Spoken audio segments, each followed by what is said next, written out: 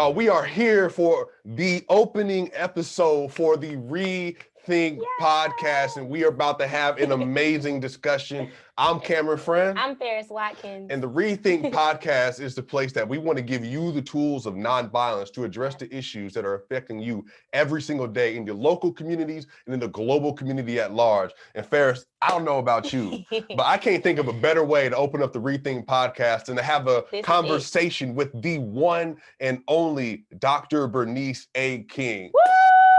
Yeah. What's going on, Dr. King? How are you? Woo! I'm like, Arsenio. Did y'all see Arsenio's comeback? I know that was before y'all time. Mm-hmm. I watched it the other day. Comeback. Woo! Mm-hmm. Yeah. That's where I got it from. Yeah. Mm-hmm. Yeah, that was the show. That was the show back in there. I hope you do as well. Yeah. You know? Yeah, he will. So, Dr. King, you know, you have a litany of things that you've accomplished and done so far. We want to read off a couple of them real quick. So, okay, so we already know that you are the daughter of the Reverend Dr. Martin Luther King Jr. You are the great-granddaughter of Reverend Dr. Martin Luther King Sr. You are an author, a preacher, a mentor, a CEO. And you left off my mama. I'm not done.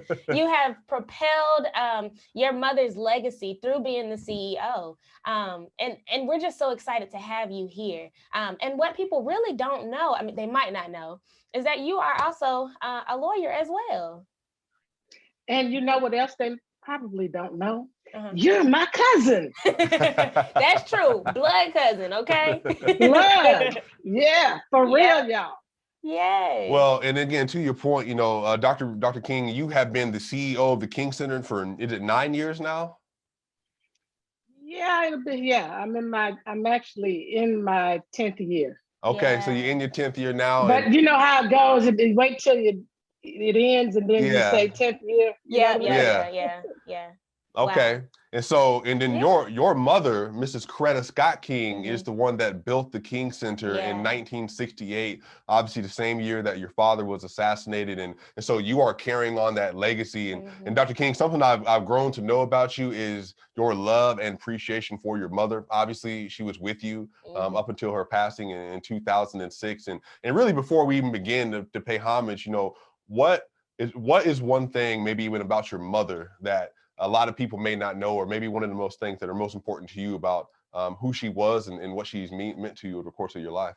Yeah. Wow, you know, my mother was a stabilizer for me. When I was in law school, in particular, I had a very difficult time. I actually went to Emory University School of Law and did a joint degree in theology school. So I got a Master of Divinity and a Doctorate of Law. But when I was in the law school part of it, I was struggling and ended up on probation a couple of times. And they were about to kick me out. And so it was tough because, you know, I had a moment where I had a knife in my hand and just wanted to end it all. And of course, my roommate at the time came down, saw me with the knife, said, "What are you doing?" Went and called my mom, you know, and in the meantime, the Holy Spirit started dealing with me. Up until that point, I was kind of in this space where I felt disconnected, didn't feel love. Doesn't mean it wasn't true, but I just didn't feel it. Because the course of my life, dealing with all of the deaths, the assassination of my father, the mysterious death of my uncle who was found in his swimming pool. I was 6 then, I was 5 when my father was assassinated, 11 when my grandmother was shot in church. It was just, we faced with a whole lot of stuff. And so to face this whole notion of, you know, you might not make it out of law school and you're going to be stuck with theology school. So you're going to always be under your daddy's shadow as this preacher. Just really got to me. But my roommate, as I said, went upstairs.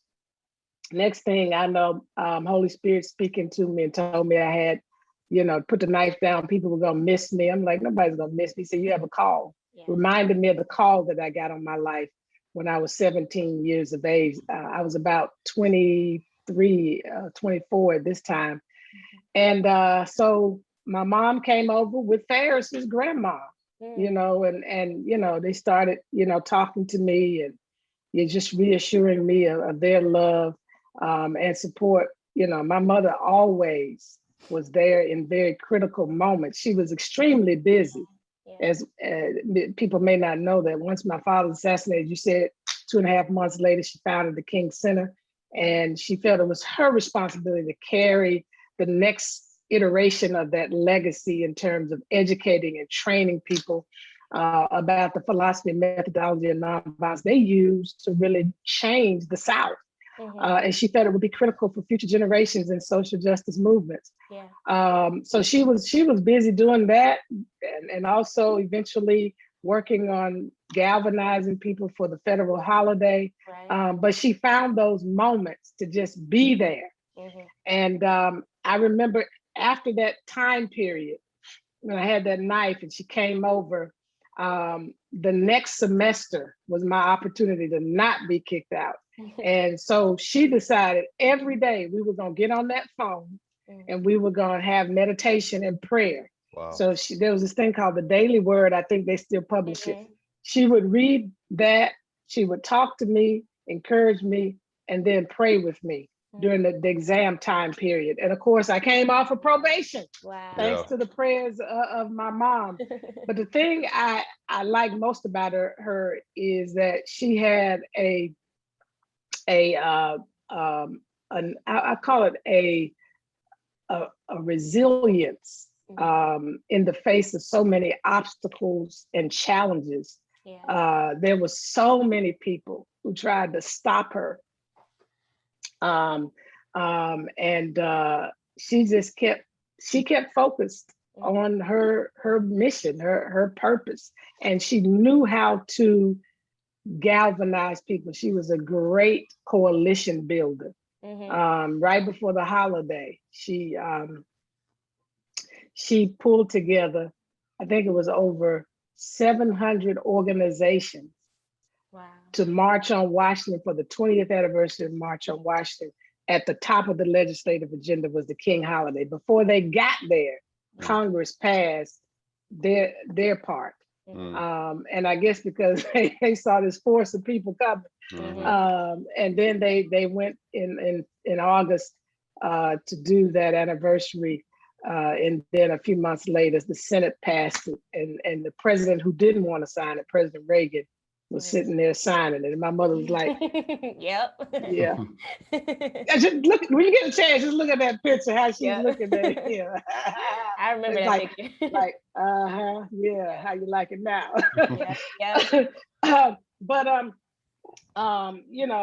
I tell people when my father was assassinated, he was one of the most hated men in America. There's polls out there that were done. But later on, now he's one of the most loved persons in the world, even though he's deceased. And a large part of that is because my mother was persistent in carrying forth that legacy. And Farris knows this, that she did it with the strong support of family. I'm not sure she could have done it alone. She was a phenomenal person and she had a lot of drive and push, but it was the undergirding of the family and working side by side with my Aunt Christine, who was the treasurer and eventually the vice chair and treasurer of the King Center. And then my Uncle Isaac, Farris's grandfather, who really supported her on the King estate side at that time before it closed out and became a corporation later. And then my grandfather, was a very strong voice when the people tried to tell her, stay home and raise your children. And at that time, it was unheard of, a woman founding an institution like this, and being at the forefront. And he basically told me to leave her alone and shut up.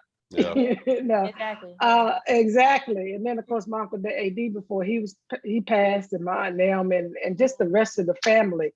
And so I'm just so grateful for that that's kind of support. But I want to share this, and I'm done. The most striking moment for me personally with my mother was when I was driving down 166 here in Atlanta. And it kind of connects 285 and 75, 85. Those on the SWATs know what I'm talking about. And I was upset about something. I mean, I was angry. I was pissed off. And I I was talking about a decision I was going to make because of my anger. And my mother stopped me dead in my tracks and said, baby, never make a decision in your anger. Yeah. That has stuck with me and has been so helpful because we got emotions. We're going to feel some stuff because of what's happening in life. But we got to gather ourselves and work through the emotions before we make that final decision. Because what we don't want to do is make a decision that we'll later regret, or could cause some irreparable harm. Right. So I thank God for her wisdom. She was a very wise woman. Yeah. So in your childhood, you know, like we know, well, I don't want to say we, I was able to experience my Aunt Coretta. She was, oh my gosh, she was just a powerful woman, but she was so gentle, so classy. She had such a loving and nurturing spirit. What was it like in your childhood growing up with all of these prominent, powerful people in the household? What was that like? You know, what's crazy? I never saw it like that as a child. You know, this was just my mama. You know, this was my granddaddy. It wasn't until I went to school at Galloway, which is in Buckhead here in Atlanta. I went there in elementary school, and then I went to Frederick Douglass High, and that's where I graduated from. But at Galloway, these white kids would say, "You're Martin Luther King's daughter," and I'm like, "Okay." Okay, what does that mean? Yeah, because I didn't fully understand everything my parents were doing at the time. And it was later on as my mother in the household would always invoke his words, you know, and she would always tell us about the scripture that, you know, was really central to his work, which was he that would be greatest among you shall be the servant of you all. She used to talk about cutting off the chain of violence, but it was a busy household. I mean, we had a lot of activity. We did have to have someone who cooked for us and clean and all that because my mother was so busy. We got a chance every now and then to taste her food. She did a mean pot roast. You know, it just literally melted in your mouth.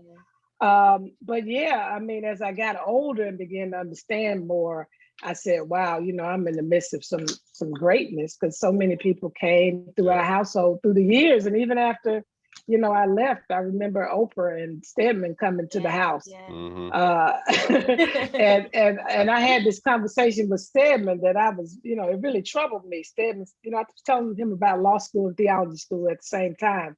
He said, wow, I just imagine, you know, when you go into the class, I mean, when other people go in the classroom, they're like here. And then, you know, they can go here. But when you go in, it's kind of like you're here and there's not anywhere to go but down. And I was like, So I've been living with this whole notion, anywhere but down. Right. Wow. Yeah, that was a pretty deep comment. I was like, that ain't fair. You know? I shouldn't start right here. I need to start where everybody else starts. So I have a chance to accelerate and grow. Wow. Well, I could unpack that. I think that's fascinating though, especially for, you know, the Gen Zers and for millennials that are listening to this. I mean, even hearing your story of how you've had to deal with suffering, how you've had to deal with your own trauma. But I think too, even like not having to live, trying to live, not live for expectations of other people or even the environments around you, because you've had an immense amount of pressure put on you since you were a kid. Again, not necessarily from your family, but maybe expectations of what other people were thinking, but you have managed to make your own lane in the world. And you know what helped that? My mother used to tell me and my siblings, I have, as you all know, I have 3 other siblings, a sister who suddenly passed in 2007, 16 months after my mom. And then my brother Martin III, who's the second born, my sister's the first born, and then Dexter Scott King. But she used to tell us, look, you don't have to be your father, you don't have to be me. All you have to do is to be your best self.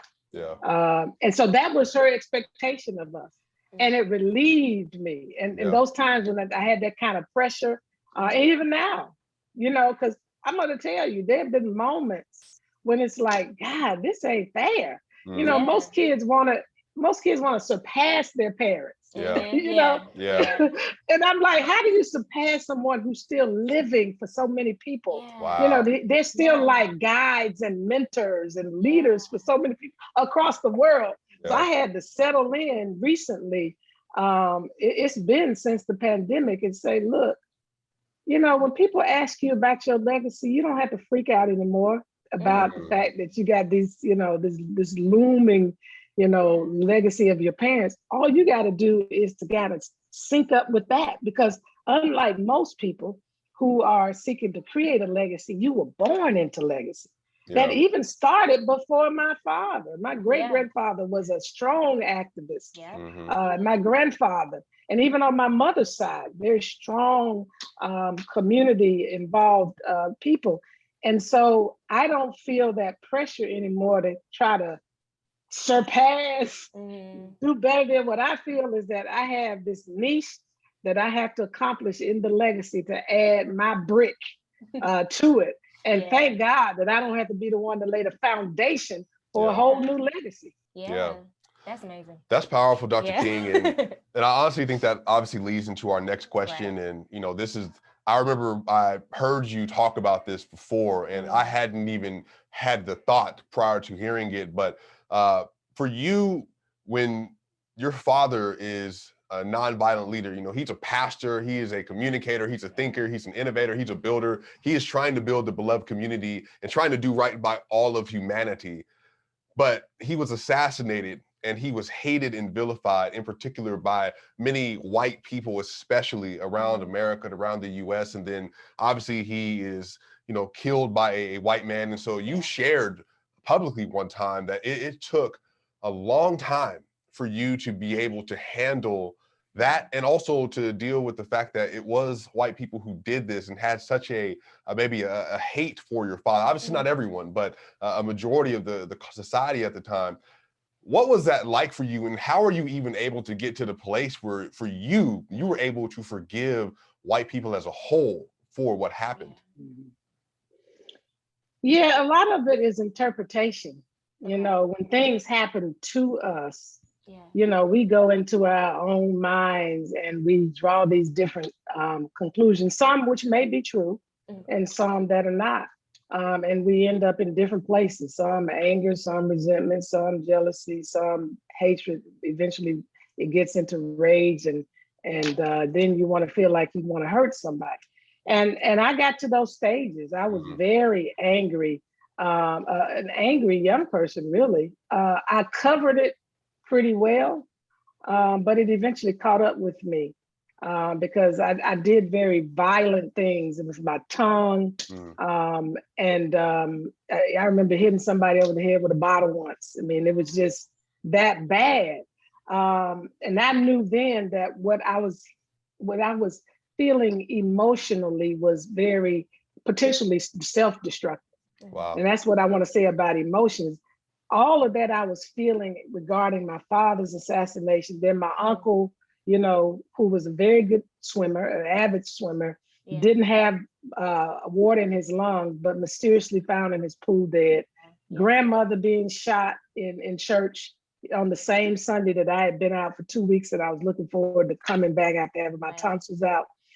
And then just looking at the way things were moving along in society, it felt like we weren't making a whole lot of progress.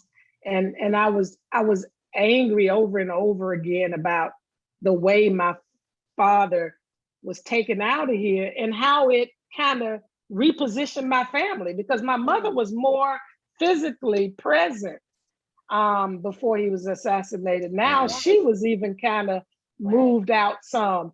So I had to deal with these issues of abandonment and everything. And I ended up in this place, as you said, where I started hating white people, and especially white men. And it was, I didn't share it with anybody. I just carried it around.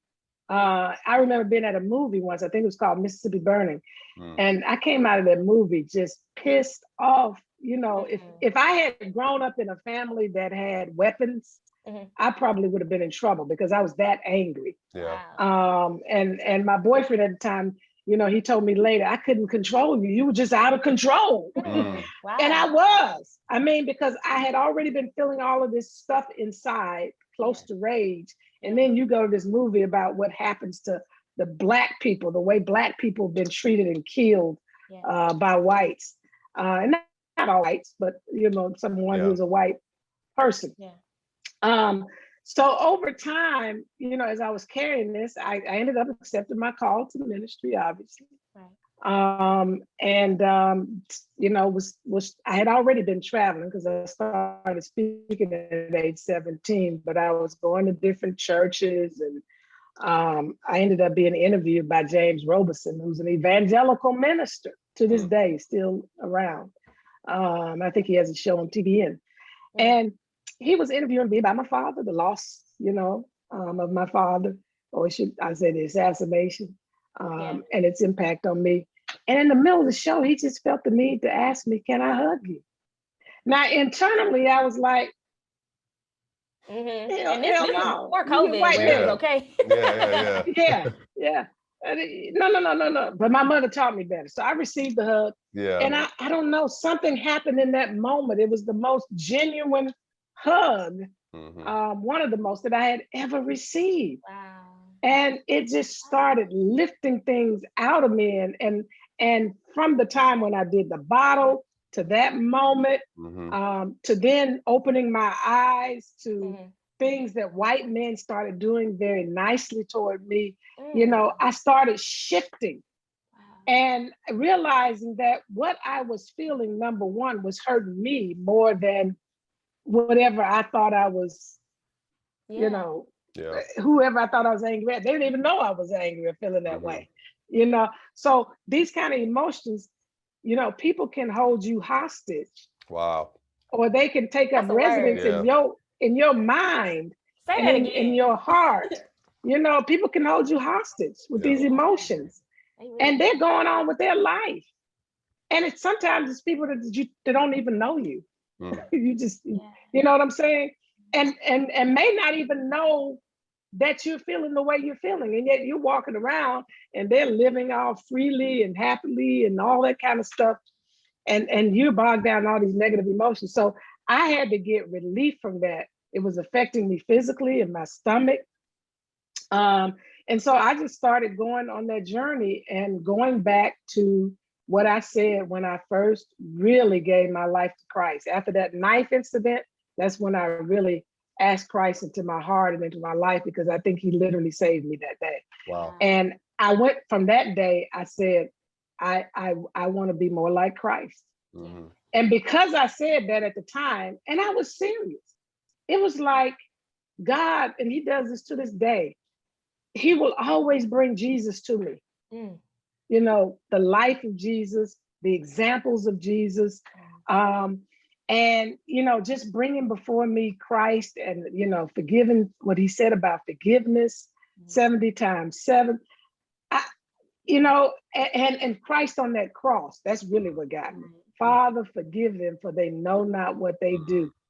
And I had to come to a place where I really understood, even though I didn't know these were my father's words, but I really understood what my father meant when he said there's nothing in all the world more dangerous than sincere ignorance and conscientious stupidity. People may do stuff and we think, yes, they know physically what they're doing, but they don't know the full ramifications, of their actions holistically in the big scheme of things. And so, I recognize I can no longer let people hold me hostage. So when things happen, I process the feelings, because I don't think you should deny that. So many people try to just push it away. I process through those feelings, and I tell people what I do is I visit them for a set period of time. I don't set up residence. I'm not trying to live there. And then, I move to the other space of letting go and forgiving, because I've had to learn how to forgive me. How dare I not forgive other people when I understood, things about me that I don't even like. But I had to learn to love me. So now I can genuinely say that I love people unconditionally. And there's probably nothing anybody can do to me that would get me to the place where I would be unforgiven. I can't carry that burden anymore. It's Isn't like it- Dad even said with hate, too great a burden to bear. Yeah. One of my favorite quotes: "Hate is too great a burden to bear." And so is unforgiveness. Yeah, exactly. But that's amazing how it ties into what Uncle Retta told you about, don't act when you're upset, all of that just kind of comes full circle. But let's get into chaos and community. We have looked at our society and we can see racial unrest, voter suppression, a lot of protests going on. I mean, it is like a modern day apocalypse without, the fires and all of that good stuff. But it's really a tumultuous. And there are fires, though. There are fires out in the West right now. There are. But when we look at our society, we're kind of looking for like, how do we fix it? Where do we go from here? How do you feel about the time that we're in now, and how will nonviolence help us to achieve where we want to be? I think nonviolence is a great organizing tool and a tool to help with strategy. I think what seems to be missing today with all of these issues that we're faced with is the lack of a strategy and a plan of action. Wow, everybody, has their issue or issues that trigger in them the need to speak up, to do something about it. But we have to move beyond just creating an awareness around the issue, which oftentimes people today who use protest, they use it to bring to the attention of the masses this ugly evil. And Daddy and them did the same thing, but they tied it to a larger strategy. So what we call in nonviolence direct action actually is a fifth step in the process, which is preceded by information gathering, which is one of the most fundamental things. Even when you're trying to do direct action, you want to be able to know what is the most effective direct action to get to the goal. And also information gathering helps you to understand what is the ultimate goal that you're trying to get to. So how do I frame the issue so that people can also understand what's going on from all sides? Because a lot of times when we do information gathering, it's to support our position, but you also want people to understand the other position too, because in order to win people over, and to kind of break up all the conflict, you have to understand the other person's side. Even a good lawyer, if you're putting it in those terms, a good litigator is going to understand the other person's side and things the points that they're going to argue, so they can effectively challenge those. So in my mind, nonviolence is the most potent way for us to overcome the injustices that we're faced with, and to put in place the right kind of legislation and also follow up from that legislation, because we spend a lot of time pushing people towards voting, which we know right now is being threatened in our society. And it's one of the most fundamental things in our democracy. And without it, we don't have a democracy. And so we have to fight for the right to vote. And we should continue to encourage people to vote. But we have to encourage people to become engaged citizens, because voting is one thing. You also got to make sure that while you put people in office, that they are focused on passing policy and legislation that's important to creating a just, humane, equitable, and peaceful world. And that's important. And we talk about that all the time. We got to get legislation. We got to get the George Floyd Policing Act. We got to get the, John Lewis Voter Advancement Act. We got to get the, For the People Act. Or we got to get, whatever around livable wages or gun control. And that's good. But, that's another phase that is still not quite enough. And what nonviolence does is it gives you a holistic approach. While you encourage people to vote and what that's about, you push people to give pressure to their legislators for policy and laws. But at the end of the day, you also got to superintend those laws, because you want them to accomplish what they were set out to do in the first place. Otherwise, it's just sitting on the book. And there's so many laws that never were implemented. They never carried out their purpose. Brown versus Board of Education, when schools were supposed to be fully desegregated, never happened. Because everybody was, they were happy about, the law. But there was no plan. Okay, how do we make sure they carry this out? So that's where nonviolence gives you the framework of how do we put together a strategy to make sure that happens. And then it also helps us to learn how to engage each other around our differences. We're gonna have different perspectives, different ideas as to how to get to certain places. What nonviolence helps us with is how do we create a win-win pathway? Because there's no way in this world that we're gonna make it if it's always about, I win, you lose, you win, I lose. We've got to now look at, okay, we live in a global world. We're interconnected because of technology now. We depend on each other. I mean, during the pandemic and even now, I mean, I've been doing some work around my house, and there are a lot of the materials that are on back order because we have to get them from other countries. Right. And because of the pandemic, things have been complicated. So when you understand that interrelatedness and interconnectedness, you have to realize, how do I learn to coexist with people? Because I can't, I know we're in this whole thing about cancel culture and, push people away, but in a beloved community, you can't cancel people. So we have to learn to resolve conflicts peacefully and without bitterness in the end. And that's what nonviolence helps us, not to have bitterness or create even bitterness with the person who may have opposed us, or what that we call an adversary. What's fascinating is, before I got introduced to the King Center, even just the Kingian nonviolence and the strategies behind it, even I was unaware of how inclusive nonviolence was as a philosophy, as a way of life. And so, but once you get immersed into it, and so definitely for our listeners, Gen Z, millennial, make sure you're researching the principles and steps of nonviolence to find out what that means, because again, it's an active thing that you participate in. It's not this passive mentality of just letting things happen, but it's a strategy, it's organizing it, it's implementing. It's not just used, for big situations, right? It can be used for everyday life. Like Dr. King, you brought up you trying to get stuff worked on for your house. Now I know this is a side note. I've been trying to get an Xbox for the last year, and they got it on back order right now because of the pandemic, they got them on hold and all this other stuff. I've been suffering. I had to use nonviolence in that situation because I've been waiting on the Xbox. It don't make no sense. Anyway, that's a side note, Dr. King. You ain't even got to interject in that.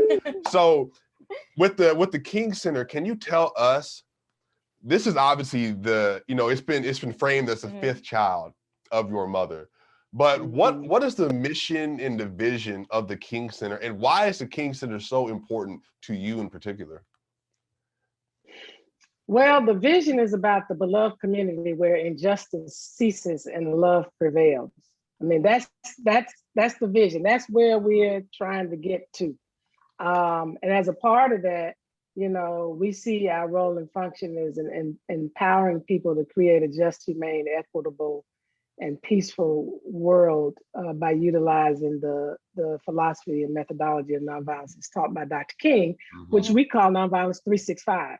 And the reason why we call it today, it's still Kingian nonviolence, but it's been rebranded so that people can think about it the way Farris just talked about. It's not just a social justice tactic. It's something that you can utilize on a day-to-day basis, 365 days a year. It's a way of life. And so,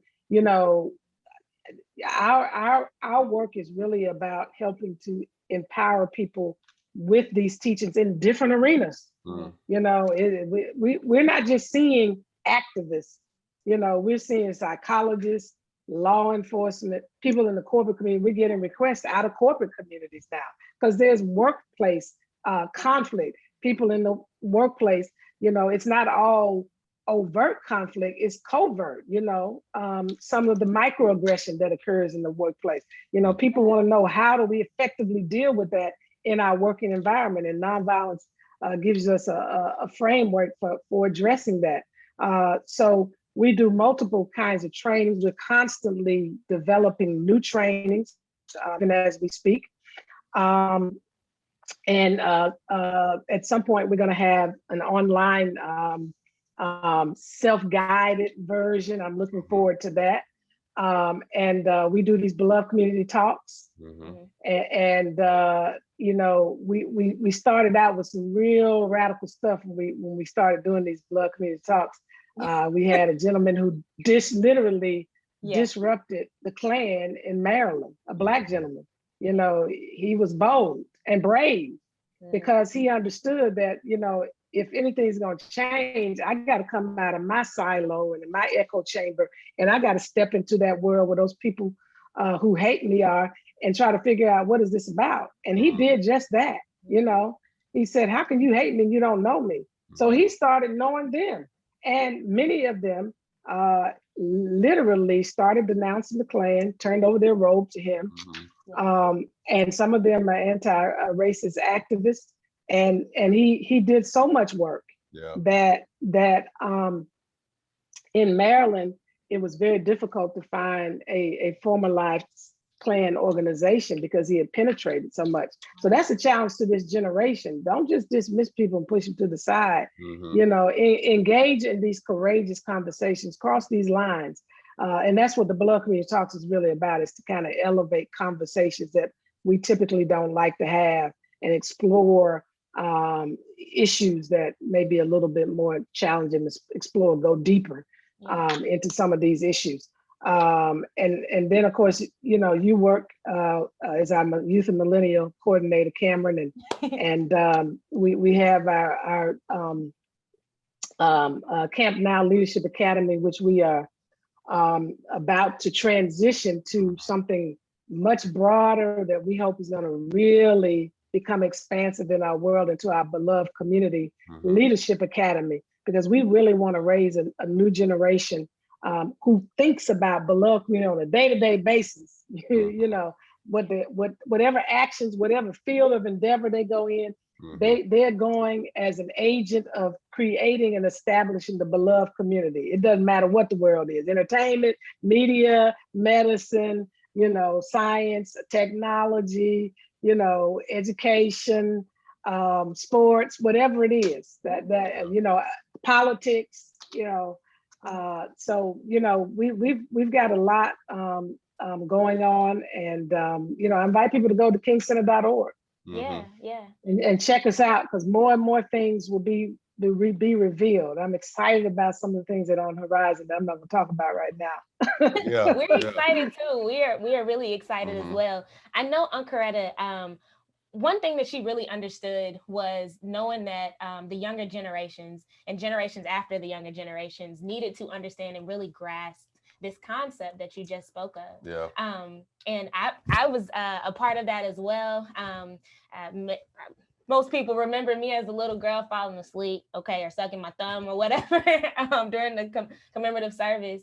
And Uncoretta saw, you know, that younger people needed to be involved in that service as well. And that's when she asked for me to be a part of it as well. And for so many years, I was graced to be on that stage and represent for my generation and generations after me as well. But how do you think that this podcast, the ReThink podcast, we're launching, this is our first episode. How do you think that this podcast would, I guess, move this mission that she envisioned forward? Yeah, I think it's a good tool to connect on the level that, you know, your generation understands, you know, to have a voice with your being birthed in all of this, Farris, and your involvement intimately with the King Center and year after year.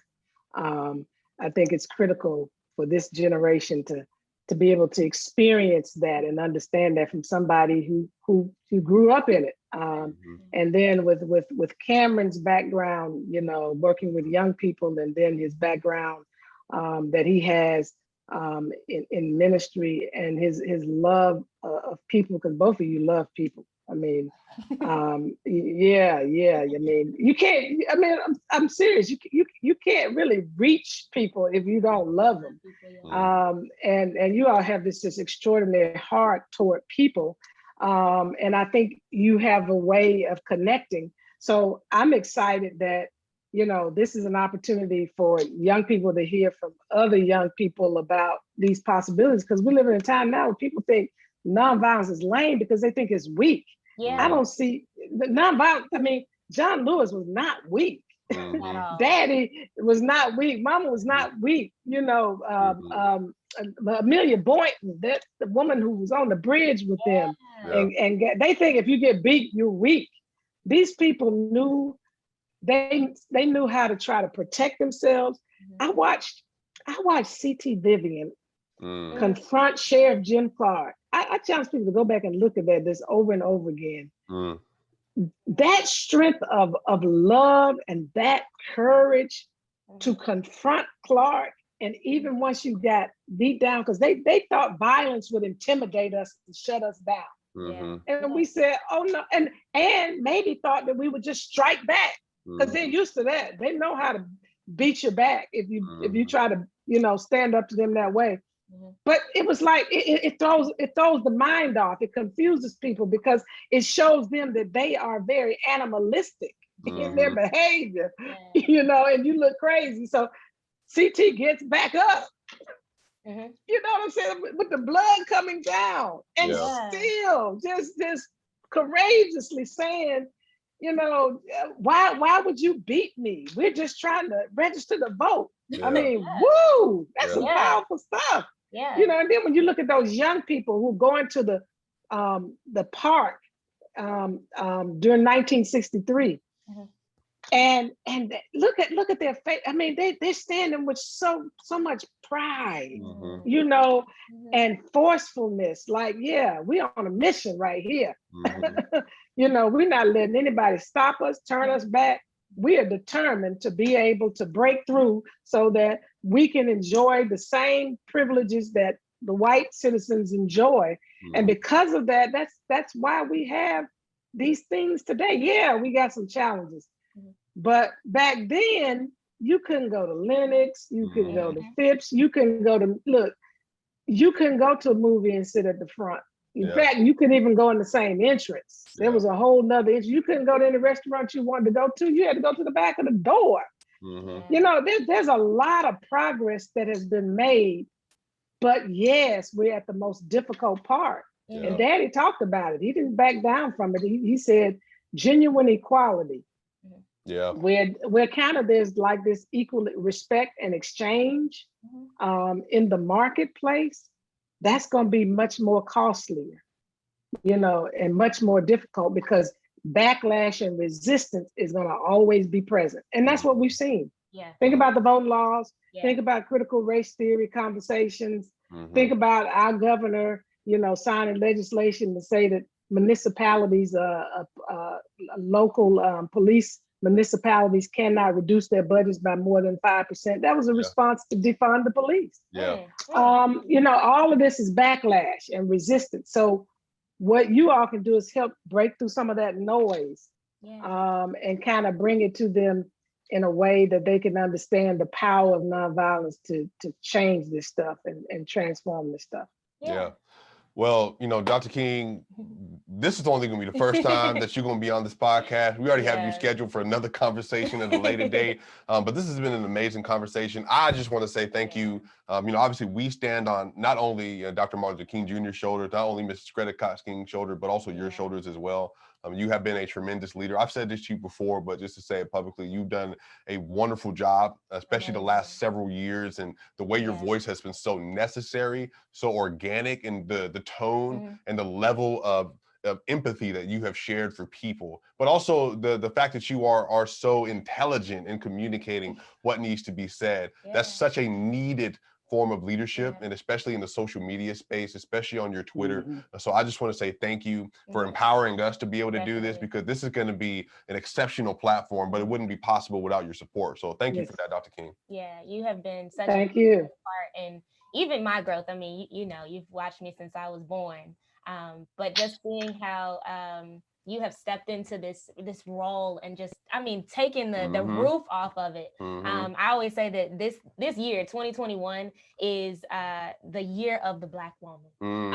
And just to be able to look at you and know that this strength and this power came from a lineage that I can call my own, and know it's not just an inspiration to me, but it's an inspiration to other Black girls and other women in our society who want to evoke change in the community and in our world. So once again, thank you. Yeah. Thank you all. Thank you. Proud of you and looking forward to how this rethink gonna cause people to rethink. Because the names, this ain't just a name, y'all. Yeah. the purpose of the pause is to get you to, it's kind of like what my mama was saying, Bernice, rethink what you about to do. Right. Right. Rethink what you about to say, y'all. Rethink what you about to do. And I look at this, look at it again. Yeah. That's so important too, because I was listening to something the other day where it was talking about how when you really get to a sense of peace, whatever situation you were going through, maybe you were angry in that moment, or maybe you had a mixture of emotions during that moment, and you really couldn't see how it was going to be solved because all of that anger, all of those emotions were clouding your mind. But when you really get to a sense of peace, you're able to rethink all types of situations and see different solutions that end up being the better outcome. Yeah. Yes. Well, look, y'all, that's going to end it for the first episode, you all. But look, hey, it ain't going to stop here. We got another episode coming out next week. So be ready, subscribe, hit the subscribe button, follow us on YouTube, follow us on Instagram, follow us on TikTok, follow us on iTunes and Spotify, share it. Because we going to be here. We're going to have great conversations, you all. Hey, that's it for the first episode. Peace.